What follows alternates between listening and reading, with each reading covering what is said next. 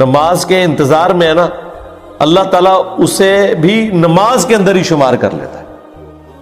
دیکھیں اللہ تعالیٰ کی رحمت ہے. یعنی یہ تو ایک نہ ختم ہونے والا سلسلہ ہے. بخاری مسلم دونوں میں حدیث ہے، میں اپنے بندے کے گمان کے قریب ہوں جیسا کہ میرے بارے میں گمان کرے. جب وہ مجھے دل میں یاد کرتا ہے میں اسے دل میں یاد کرتا ہوں. جب وہ مجھے کسی مجلس میں یاد کرتا ہے نا تو میں اس سے بہتر مجلس میں اسے یاد کرتا ہوں.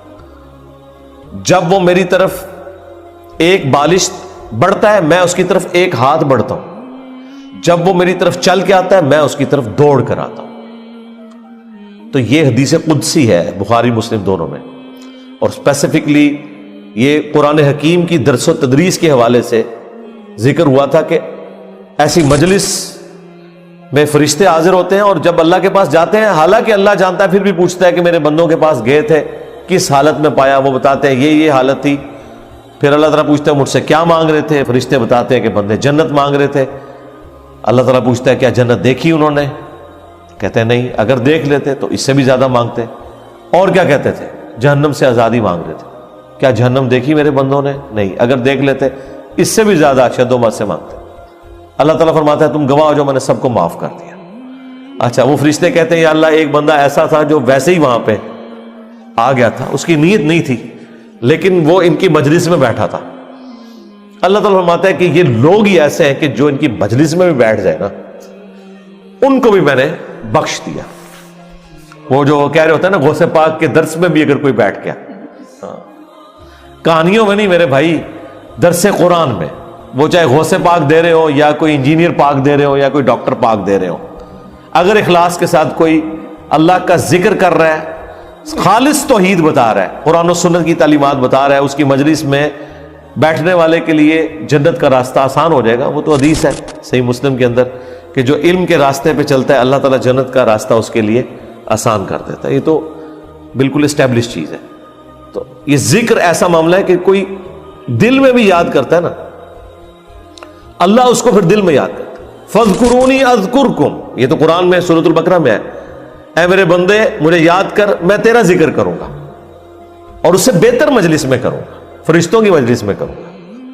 اور انسان کی کتنی خوش نصیبی ہے کہ انسان اللہ کو یاد کرے، اللہ تعالیٰ اس کے رسپانس میں اسے یاد کرتا ہے. انسان کا اللہ کو یاد کرنا یہ چھوٹی چیز ہے، اللہ کا اپنے بندے کو یاد کرنا یہ بڑی چیز ہے.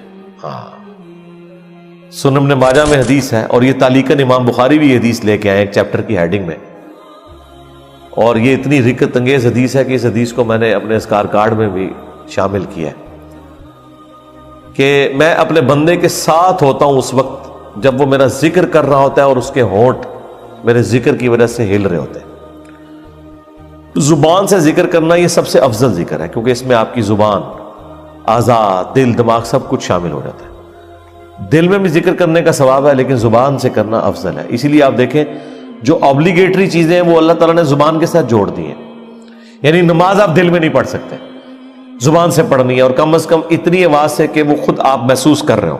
محسوس سے مراد یہ نہیں ہے کہ 10 نمازی دیر تک سن رہے ہیں، نہیں، محسوس سے مراد ہے کہ آپ کو فیل ہو رہا ہے کہ آپ کو اپنی زبان سے پڑھ رہے ہیں. اس طریقے سے جانور قربان کرنا ہے تو تکبیر اتنی آواز سے کہنی ہے کہ آپ کے کان خود سن رہے ہو. جو آبلیگیٹری چیزیں ہیں وہ اللہ تعالیٰ نے زبان کے ساتھ جوڑی ہوئی ہے. زبان کا ذکر بہرحال دل کے ذکر سے افضل ہے. باقی ریاکاری والا جو ایشو ہے وہ ہر شخص کا ایک پرسنل معاملہ ہے، کسی کے اوپر ہم فتویٰ نہیں لگاتے. لیکن جو اللہ تعالیٰ نے آبلیگیٹری نمازیں رکھ دی ہیں وہ تو اتنی اعلانیاں رکھی ہوئی ہیں کہ خود بخود ریاکاری کا چانس ہے، تو وہ ریاکاری نہیں ہے.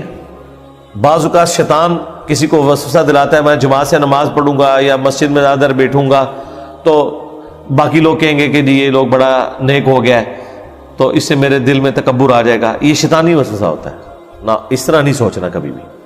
آپ نے خالص رہنا ہے. صحیح مسلم میں حدیث ہے صحابہ کرام نے کہا یا رسول اللہ بعض اوقات ہم نیکی کا کوئی کام کرتے ہیں حالانکہ پوری نیک نیتی سے کر رہے ہوتے ہیں، یہ نیت نہیں ہوتی کہ لوگ ہماری تعریف کریں، لیکن پھر بھی لوگ تعریف کر دیتے ہیں اور وہ ہمیں اچھی بھی لگتی ہے. ظاہر ہے تعریف کسے بری لگتی ہے، تو کیا یہ ریاکاری ہے؟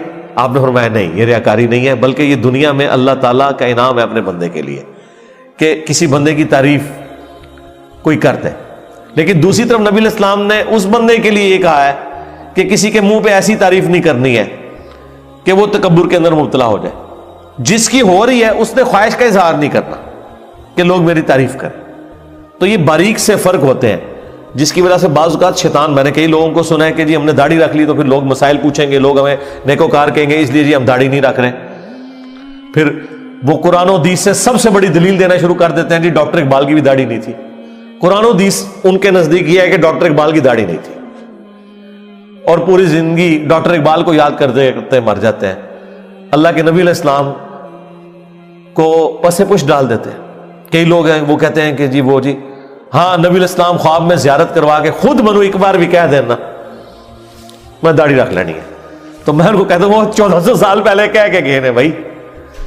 اور اس سے بھی بڑھ کر اللہ قرآن میں کہہ گیا سورہ النساء کی آیت نمبر 119 کہ یہ شیطان کا راستہ ہے، کہ شیطان کہے گا. اس نے یہ وعدہ کیا تھا اپنے رب کے ساتھ وَلَآمُرَنَّهُمْ فَلَيُغَيِّرُنَّ خَلْقَ اللَّهِ، اے اللہ میں تیری مخلوق کو ابھاروں گا کہ وہ تیری بنائی ہوئی تخلیق کو بدل دیں گے. تو یہ تخلیق اللہ نے دی تھی مرد کے لیے.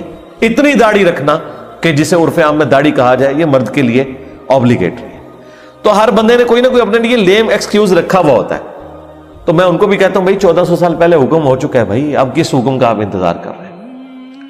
تو بعض اوقات شیطان یہ بھی وسوسہ دلاتا ہے کہ جی اگر میں جماعت سے نماز پڑھوں گا تو لوگ کہیں گے یہ بڑا نیکوکار ہے لہٰذا میں گھر میں ہی پڑھ لیتا ہوں. نہیں بھائی، جو فرض چیزیں ہیں وہ آپ نے حکم پہ عمل کرنا ہے، اپنی عقل کو اس میں دخل نہیں دینی.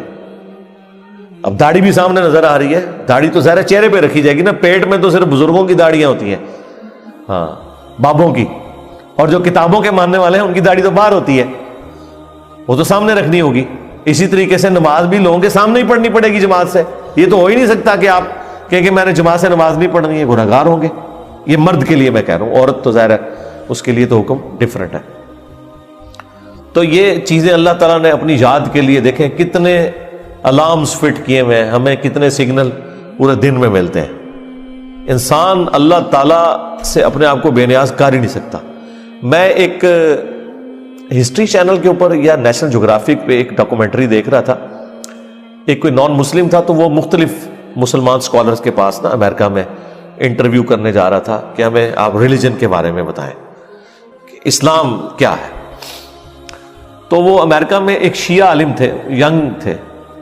اس سے جب اس نے سوال کیا نا کہ اسلام کیا ہے تو اس نے کہا اسلام خدا کے گرد سینٹرڈ ہے، بس کہ ہر وقت خدا آپ کے سامنے ہونا چاہیے. یہ اسلام کی بیسک ڈیفینیشن ہے. واقعی اس طرح یہی بات ہے. اسلام کیا ہے؟ ٹو سبمٹ یور ول، اللہ کے سامنے سر تسلیم خم کرنا. اچھا اب یہ بات مجھے بھی پتا، لیکن جب میں نے اس بندے کے منہ سے یہ بات سنی نا پھر میں نے غور کرنا شروع کیا. اس نے کہا کہ ہر وقت اللہ آپ کے سامنے ہونا چاہیے.